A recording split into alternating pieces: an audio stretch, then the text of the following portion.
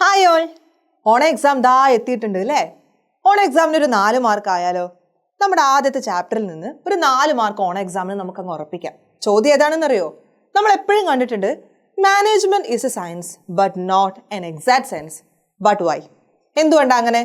Management ഒരു science ആണത്രേ, പക്ഷെ exactly അതൊരു സയൻസ് ആണെന്ന് നമുക്ക് പറയാൻ പറ്റില്ല. നമ്മുടെ നേച്ചർ ഓഫ് മാനേജ്മെന്റ് എന്ന് പറയുന്ന ടോപ്പിക്കിലുള്ള ഒരു ട്രിക്കി ആയിട്ടുള്ള ഒരു ക്വസ്റ്റ്യൻ ആണ് ഈ ഒരു ക്വസ്റ്റ്യൻ എന്ന് പറയുന്നത്. പല ആൾക്കാർക്കും ആൻസർ അറിയാം, പക്ഷെ എങ്ങനെയാ ആൻസർ ഒന്ന് എഴുതി ഫലിപ്പിക്കുക എന്നുള്ളതാണ് നമ്മുടെ എല്ലാവരുടെയും ഇഷ്യൂ. ആ ഇഷ്യൂ നമുക്ക് ഇന്ന് സോൾവ് ചെയ്യാം.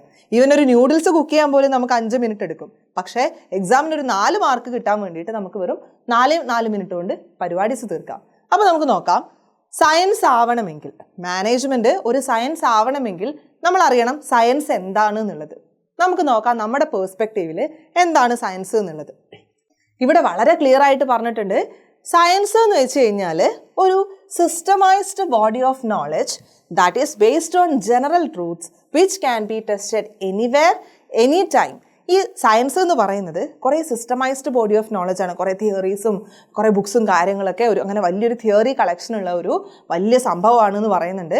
അതുപോലെ തന്നെ അതിന് ഒരുപാട് പ്രിൻസിപ്പിൾസും കാര്യങ്ങളും ഉണ്ടാവും. ആ പ്രിൻസിപ്പിൾസ് എവിടെ ടെസ്റ്റ് ചെയ്ത് കഴിഞ്ഞാലും, ലോകത്തിൻ്റെ ഏത് മൂലയിൽ ടെസ്റ്റ് ചെയ്ത് കഴിഞ്ഞാലും അതിൻ്റെ റിസൾട്ട് ഒന്നായിരിക്കും എന്നുള്ള കൺസെപ്റ്റാണ് പറയുന്നത്. ഓക്കെ, എവിടെ വേണമെങ്കിലും ഏത് സമയത്ത് നമുക്ക് ടെസ്റ്റ് ചെയ്യാം എന്നാണ് പറയുന്നത്. സോ ബേസിക്കലി സയൻസ് ആവണമെങ്കിൽ 3 ഫീച്ചേഴ്സ് സാറ്റിസ്ഫൈ ചെയ്യണം. ഒന്നാമത്തത് എന്താ? നമ്മൾ ഓൾറെഡി കണ്ടതുപോലെ സിസ്റ്റമൈസ്ഡ് ബോഡി ഓഫ് നോളജ് ഉണ്ടാവണം. ഇതിൻ്റെ തിയറീസും കാര്യങ്ങളൊക്കെ എവിടെയൊക്കെ പഠിപ്പിക്കുന്നുണ്ടാവണം. കൃത്യമായിട്ട് അതിന് റെഫർ ചെയ്യാൻ വേണ്ടിയിട്ട് റെഫറൻസും കാര്യങ്ങളും ഉണ്ടാവണം എന്ന് പറയുന്നുണ്ട്. രണ്ടാമത്തത് എന്താ? ഈ പ്രിൻസിപ്പിൾസ് ഒക്കെ ഇവോൾവ് ചെയ്തിട്ടുള്ളത് ഒരുപാട് ആൾക്കാരുടെ എക്സ്പെരിമെൻസും അവരുടെ നിരീക്ഷണം, ഒബ്സർവേഷനും കാര്യങ്ങളൊക്കെ കഴിഞ്ഞതിന് ശേഷമാണെന്നും പറയുന്നുണ്ട്. തേർഡ് പോയിന്റ് ആണ് യൂണിവേഴ്സൽ വാലിഡിറ്റി. ഇതാ ഇവിടെ നമ്മൾ കണ്ടതുപോലെ ലോകത്തിൻ്റെ ഏത് കോണിൽ, ഏത് സമയത്ത്, ഏത് സിറ്റുവേഷനിൽ ഈ പ്രിൻസിപ്പിൾസ് ചേഞ്ച് ചെയ്യാതെ ടെസ്റ്റ് ചെയ്ത് കഴിഞ്ഞാലും ഇതിൻ്റെ റിസൾട്ട് ഒന്ന് തന്നെ ആയിരിക്കും എന്നുള്ളത്. കേരളത്തിൽ ഒരു ഗ്ലാസ് വെള്ളം എടുത്ത് 1 സ്പൂൺ ഉപ്പിട്ട് കഴിഞ്ഞാൽ ആ ഗ്ലാസ്സിൽ ഉപ്പ് അലിഞ്ഞു ചേരുന്നുള്ളത് സയൻസാണ്.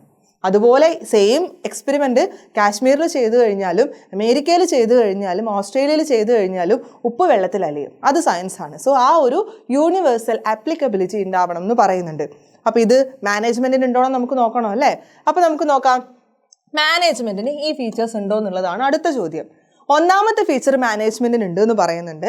അതായത് മാനേജ്മെൻറ്റിനും അതിൻ്റേതായിട്ടുള്ള തിയറീസും പ്രിൻസിപ്പിൾസും ഒക്കെ ഉണ്ട്. അതായത് മാനേജ്മെൻറ്റിനും സിസ്റ്റമൈസ്ഡ് ബോഡി ഓഫ് നോളജ് ഉണ്ട് എന്നാണ് നമ്മളോട് പറയുന്നത്.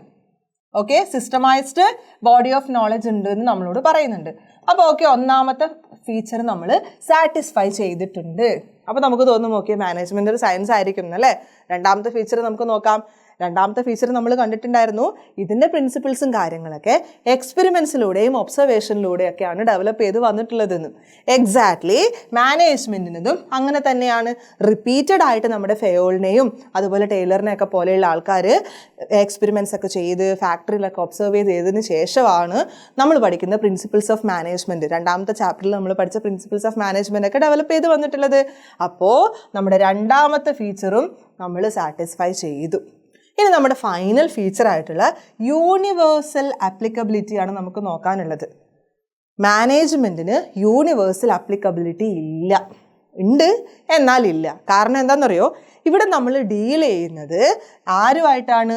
ഹ്യൂമൻ ബിഹേവിയറുമായിട്ടാണ്, ഓർഗനൈസേഷനിലുള്ള ആൾക്കാരുമായിട്ടാണ് നമ്മൾ ഡീൽ ചെയ്യുന്നത്. അതുകൊണ്ട് മാനേജ്മെൻറ്റിൻ്റെ പ്രിൻസിപ്പിൾസ് തീരെ ചേഞ്ച് ചെയ്യാതെ അങ്ങനെ തന്നെ അപ്ലൈ ചെയ്യാൻ പറ്റില്ല. ഓർഗനൈസേഷൻ്റെ സ്വഭാവം, ആൾക്കാരുടെ സ്വഭാവം, അവർ പ്രതികരിക്കുന്ന രീതി, ദേഷ്യമുള്ളവരാണോ ദേഷ്യമില്ലാത്തവരാണോ, ഹാർഡ് വർക്ക് ചെയ്യുന്ന ആൾക്കാരാണോ എന്നൊക്കെ നോക്കിയിട്ട് മാത്രമേ നമുക്ക് ഈ പ്രിൻസിപ്പിൾസ് അപ്ലൈ ചെയ്യാൻ പറ്റുള്ളൂ. ചെറിയ ചെറിയ ചേഞ്ചസ് ഒക്കെ നമ്മൾ വരുത്തേണ്ടി വരും. അപ്പോൾ പൂർണ്ണമായിട്ട് നമ്മുടെ തേർഡ് പോയിന്റിനോട് നമ്മൾ യോജിക്കുന്നില്ല എന്ന് നമ്മൾ കണ്ടു. അപ്പം നമുക്ക് എന്തു പറയാം? മാനേജ്മെൻറ്റ് എന്ന് പറയുന്നത് ഒരു സയൻസ് ആണ്. എന്തുകൊണ്ടാണ് സയൻസ് എന്ന് പറയുന്നത്? നമ്മുടെ ഫസ്റ്റ് 2 ഫീച്ചേഴ്സ് ഉണ്ടല്ലോ, ആ ഫസ്റ്റ് 2 ഫീച്ചേഴ്സ് നമുക്ക് മാച്ച് ചെയ്യാൻ പറ്റുന്നത് കൊണ്ട് മാനേജ്മെൻറ്റ് ഈസ് എ സയൻസ് എന്ന് പറയാം. പക്ഷേ management is not an exact science എന്ന് നമുക്ക് പറയാൻ പറ്റും. കാരണം എന്തുകൊണ്ടാണ്? നമ്മുടെ തേർഡ് പോയിന്റ് ആയിട്ടുള്ള യൂണിവേഴ്സൽ ആപ്ലിക്കബിലിറ്റി ഉണ്ടല്ലോ, അതിവിടെ ബാധകമായിട്ടില്ല. അപ്പോൾ നമുക്ക് എന്ത് പറയാം? മാനേജ്മെൻറ്റ് സയൻസ് ആണ്, പക്ഷേ എക്സാക്ട് സയൻസ് അല്ല. അങ്ങനെ പറയാനുള്ള കാരണം കൂടി നിങ്ങൾ എന്ത് എഴുതണം? അങ്ങനെ പറയാനുള്ള കാരണം ഇതാണെന്ന് പറഞ്ഞിട്ട് ആദ്യത്തെ 2 ഫീച്ചേഴ്സ് മെൻഷൻ ചെയ്യാം. എന്നിട്ട് ഈ ഫീച്ചേഴ്സ് മാനേജ്മെൻറ്റിനും സയൻസിനും സെയിം ആണ്, അത് നമുക്ക് മാച്ച് ചെയ്യാൻ പറ്റുന്നുണ്ട്. മാനേജ്മെൻറ്റ് എക്സാക്ട് സയൻസ് അല്ല എന്ന് പറയാൻ കാരണം നമ്മുടെ 3rd feature of universal applicability ഉണ്ടല്ലോ, അത് അപ്ലൈ ചെയ്യാൻ പറ്റില്ല. കാരണം മാനേജ്മെൻറ്റിൽ ഹ്യൂമൻ ബിഹേവിയറുമായിട്ടാണ് ഡീൽ ചെയ്യുന്നത്. ആൾക്കാർ പല സ്ഥലത്തും പല രീതിയിലായിരിക്കും ബിഹേവ് ചെയ്യുക. അതിനനുസരിച്ച് നമ്മുടെ പ്രിൻസിപ്പിൾസും നമ്മൾ ചെറുതായിട്ടൊന്ന് മാറ്റേണ്ടതായിട്ടൊക്കെ വരാം. 4 മാർക്ക് കിട്ടിയില്ലേ? ഇത്ര സിമ്പിളായിട്ട് ഇത്രയും ചെറിയ സമയം കൊണ്ട് 4 മാർക്ക് നമ്മൾ ഷുവർ ആക്കിയിട്ടുണ്ട്. അപ്പോൾ ഓണം എക്സാം ഉഷാറാക്കുക. ഈ 4 മാർക്ക് നിങ്ങൾക്ക് 100% കിട്ടും എന്ന് ഉറപ്പ് വരുത്തുക. നമുക്ക് അടുത്ത ക്ലാസ്സിൽ കാണാം. ബൈ.